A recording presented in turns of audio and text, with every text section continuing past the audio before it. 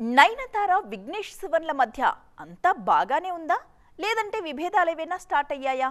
ఉన్నట్టుండి ఈ అనుమానాలు ఇప్పుడెందుకు వచ్చాయి అనుకుంటున్నారా? మరి రావా చెప్పండి.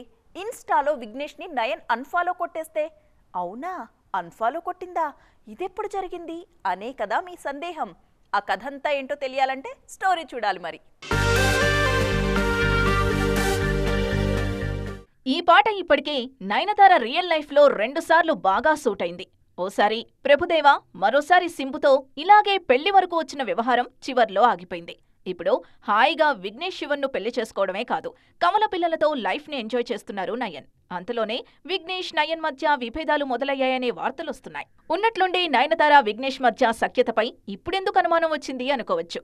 కానీ నిప్పులేనిదే పొగరాదన్నట్లు ఇన్స్టాగ్రామ్లో భర్తను అన్ఫాలో చేశారు నయన్. అంతేకాదు, ఇన్స్టా స్టోరీస్లోనూ కన్నీళ్లు ఉబికొస్తున్నప్పుడు కూడా ఇదే నాకు మిగిలిందని ఆమె చెప్పడం మానదు అనే అర్థం వచ్చేలా ఓ ఇంగ్లీష్ కొటేషన్ పోస్ట్ చేశారు నయన్. విఘ్నేష్ శివన్ని అన్ఫాలో చేసిన కాసేపటికే మళ్లీ ఫాలో చేశారు నయన్.